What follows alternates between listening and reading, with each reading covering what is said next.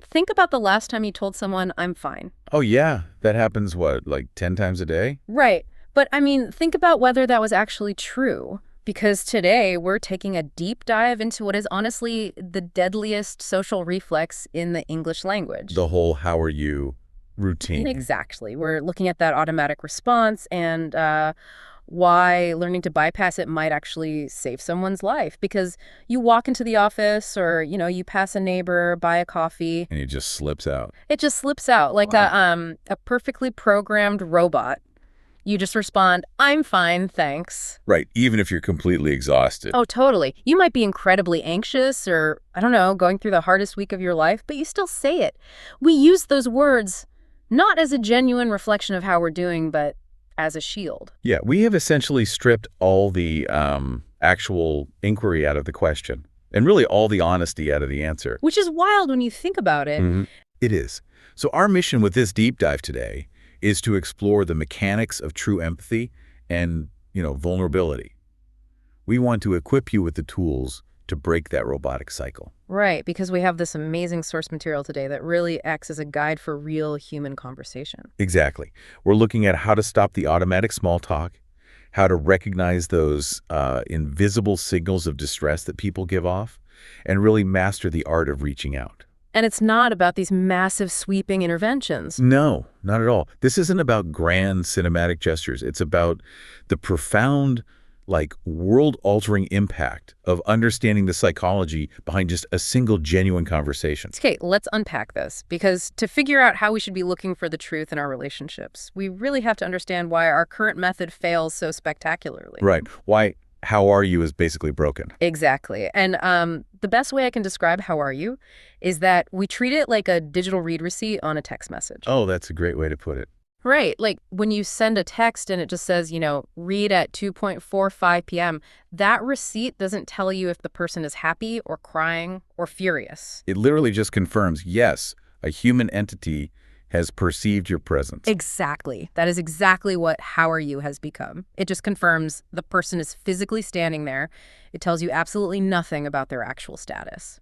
And, the reason we rely on that superficial read receipt is deeply tied to this concept known as toxic independence. Toxic independence. Tell me more about that. Well, we live in a culture with this overwhelming positivity bias, right? Especially in professional environments or on social media. Oh, for sure. Everyone's highlighting their best moment. Exactly. Everyone appears so busy and so successful and just so overwhelmed with their own optimized lives. So when someone is hurting, the immediate instinct is to just shrink down and hide. Like, you don't want to ruin the vibe. Right. People keep their pain concealed because they're terrified of becoming a social liability or, a burden to their really busy friends. Well, yeah, admitting you're struggling feels like you're adding weight to someone else's already heavy load. which creates this really twisted sort of logic, if you think about it. You love your friends, so you actively lie to them by saying, I'm fine, just to protect their time and energy. What's fascinating here is the psychological fallout of that protection mechanism. Yeah. It's actually severe How so? because keeping everything bottled up leads directly to isolation. And isolation acts like a funhouse mirror for the human mind. A funhouse mirror. Yeah. Neurologically, humans require external regulation. We need other people to help us contextualize our problems. Oh, like sounding boards. Exactly. When you're alone with your anxiety and you aren't vocalizing it, you completely lack that external grounding. So the problems just get blown out of proportion. Yes. They begin to look massive, Yeah. insurmountable, completely unmanageable. The silent echo chamber of your own mind just, distorts reality, convincing you there's literally no way out. Okay, so if words are failing us, right? If our friends are actively hiding behind this toxic independence, how do we break through? We have to look for silent alarms. Right, in body language. Yeah. Things like avoiding eye contact or heavy sighing out of nowhere. Or suddenly canceling plans they usually love. Okay, but I want to push back on this a little bit Yeah. because how do we know when someone is actually drowning versus just having a sleepy Tuesday? That's a very fair point. Right. I mean, I sigh heavily when I haven't had my coffee. We don't want to overreact to every heavy sigh and treat a tired coworker like they're in a full-blown existential crisis. No, you definitely don't want to become the office psychologist analyzing every yawn. The differentiator here is the concept of a behavioral baseline. The baseline, okay. Right. These silent alarms are deviations from a person's normal operating rhythm. Give me an example. So if your friend who never misses a Sunday morning run suddenly cancels 3 weeks in a row, that's not a sleepy Tuesday. Ah, got it. That's a pattern breaking. Exactly. It's a noticeable deviation from their baseline. And when you spot that deviation, the upgraded phrasing you should use is highly specific. Right, because we aren't saying, how are you anymore? Exactly. Instead of the useless, how are you? Try saying, you seem a little quiet today. Is everything all right? You seem a little quiet today. Is everything all right? Oh, I love that. It bypasses the automatic script entirely. You can't really just say, I'm fine to that. No. Yeah? Because the premise of the question is an observation of a change in behavior. You're calling them out, but, nicely. Exactly. It provides instant visibility. You're proving that you're paying genuine attention to them as an individual, not just exchanging a cultural pleasantry. And for someone trapped in that funhouse mirror of isolation you mentioned. Right. The simple realization of I am being truly seen right now can be the first crack in the glass. It signals that it's safe to drop the toxic independence. But that leads to a very tricky next step. It does. Let's say you do it right. You notice the deviation from the baseline, you use the upgraded phrase, and the dam just breaks. They open up. Right. They confess that they are drowning in stress, maybe their relationship is falling apart, or they're just completely overwhelmed.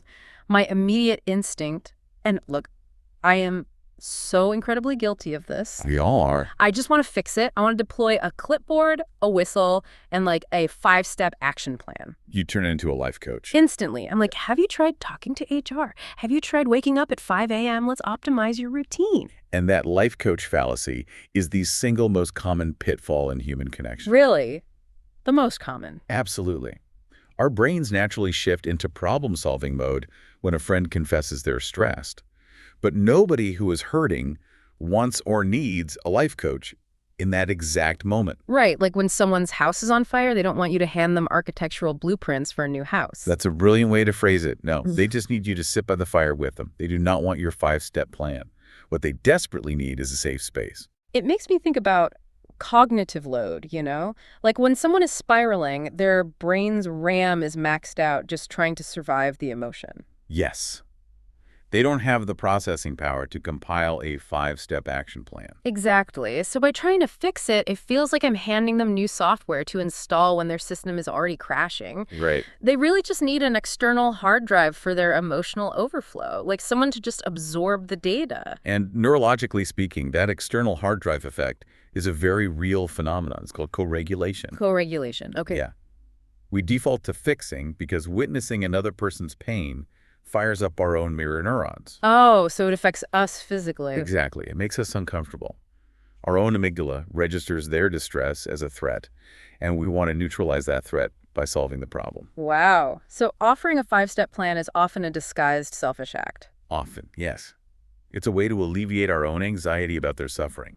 True listening requires suppressing that reflex. Suppressing the inner life coach. Exactly. You don't have to fix their life on the spot.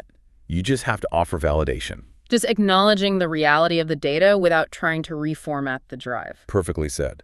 And the most profoundly effective script for this is remarkably brief. What is it? You simply sit with them and say, I am so sorry. That sounds really hard. I am so sorry. That sounds really hard. That's it. You don't offer a solution. When you validate their pain, you create that co-regulation. Because sharing a heady bag makes it instantly lighter. Exactly. You haven't removed the source of their stress, but you've signaled to their nervous system that they aren't fighting the threat alone. It feels almost too simple, but thinking back to times I was truly struggling, that is literally the only thing I wanted to hear. Just that someone understands. Right. Okay. So we've established how to listen face-to-face, how to put away the clipboard and act as that external hard drive. But what if you aren't in the same room? Right. The digital dilemma. Exactly. We live in this incredibly busy, highly digital world. How do you initiate contact with someone you think is struggling without being overbearing? This requires mastering the art of low-pressure outreach. To check in naturally, the recommendation from the source material is a specific type of text message. Okay, what's the blueprint? It looks something like this. Hey, I was just thinking about you. Hope you're having a great week. No need to reply. Here's where it gets really interesting, because let me play devil's advocate for a second. Oh, for it. doesn't no need to reply sound almost, I don't know, dismissive? How so? Like you're just ticking a box, doing your good deed for the day, and brushing them off before they can even engage. This raises an important question, actually. It hmm can sound that way if you don't understand the mechanics of executive dysfunction. Executive dysfunction. Yeah. When someone is depressed or severely overwhelmed, every single ping on their phone feels like a demand on their already depleted cognitive Oh, resources. well, I felt that. Where you just look at a text and want to throw your phone in the ocean. Exactly. Yeah. Because replying to a text requires task switching, Yeah. emotional regulation, crafting a socially acceptable mask, and hitting send. It's a whole process. It is. An expectation of a reply turns a loving check-in into another heavy item on their endless to-do list. Wow. So when you add no need to reply, you completely remove the task demand. You are granting them permission to receive affection without having to perform for it. It's pure grace. Like, I am putting love into your inbox, and I demand zero executive function in return. That completely reframes it for me. It's a game changer for people who are struggling. But what if a text isn't enough? What if you know for a fact that this person is in deep water and needs more than a low-pressure text? That is when you initiate the escalation protocol and make a phone call. A phone call, people still do those. I know. But text is inherently flat. It lacks prosody, their rhythm, tone, and pitch of human speech. Right. When someone is in a dark place, they often read text through the lens of their own depression.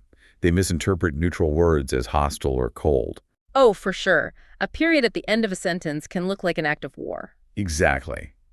But a human voice carries acoustic warmth and empathy that bypasses those cognitive distortions. But how do you keep it low pressure if you're calling them? The recommended script when they pick up is, "Hey, I only have a minute, but I really wanted to hear your voice."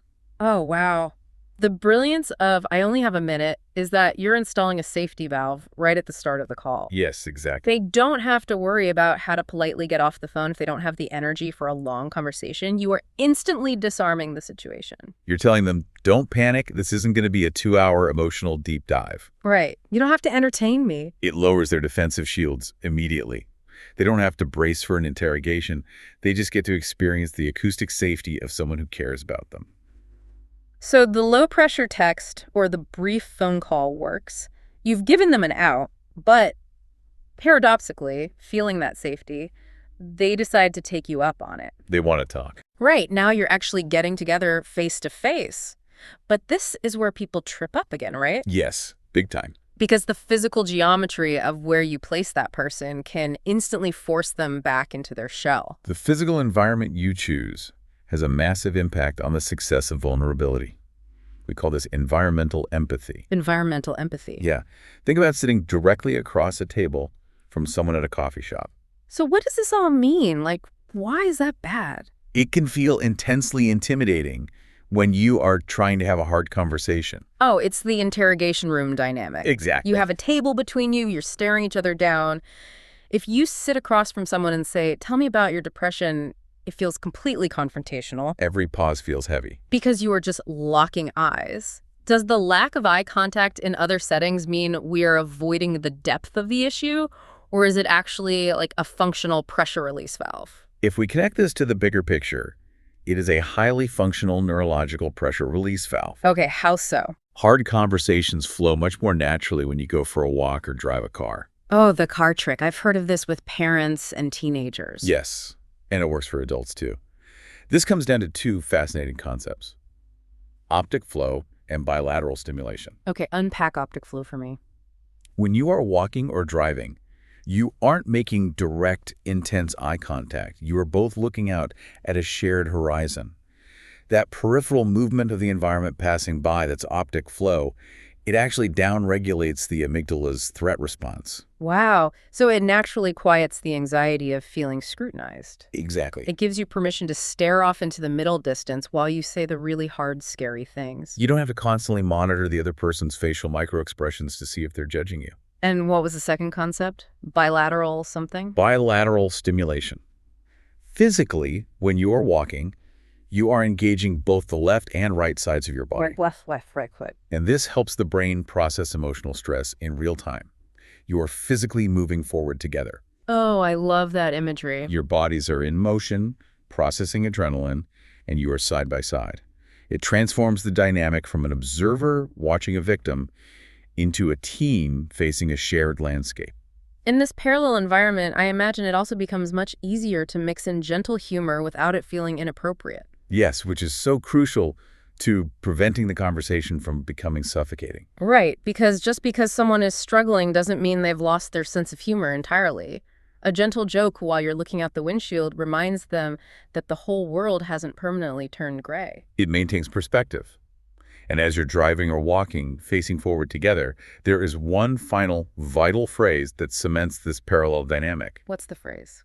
When discussing the path forward, you don't say, "You will get through this." Okay. You say, "We will get through this." Yeah. You emphasize we, never you. We will get through this. Man, it's such a subtle shift in vocabulary, but an absolute earthquake in meaning. It takes all the isolation out of the equation. We've covered some incredible ground today. We really have. I mean, we started by recognizing how useless the robotic "how are you" really is and how toxic independence keeps us hiding behind it. Right. We learned how to spot the deviations in a baseline, the heavy sighs, the cancel plans, and how to use the specific phrasing, "You seem a little quiet today." Yes. We talked about the importance of dropping the clipboard, stepping out of life coach mode, and acting as an external hard drive to offer true validation. Validating with, "I'm so sorry, that sounds really hard." Exactly. We explored the brilliance of low-pressure outreach, giving someone the grace of no need to reply to bypass executive dysfunction. And finally, we looked at environmental empathy, using the optic flow of a walk or a car ride to make vulnerability neurologically safe. It all comes down to lowering the barriers to entry for human connection, because we inadvertently make it so exhausting to just be honest with each other. We really do. So here is a direct challenge for you, listening right now. I want you to scan your mental Rolodex. Think of someone specific. Yeah. Think of one person in your life who has been a little quiet lately. Someone who maybe slipped off the radar, who canceled a dinner, who hasn't been active on the group chat. We all have someone like that right now. We do. I challenge you to drop the fake smile, skip the mindless screen scroll for 5 minutes, and just be a friend. Use one of the low-pressure techniques we talked about today. Send that text. Send the text. Be the person who notices the baseline shift. And as you think about who you might reach out to, consider this.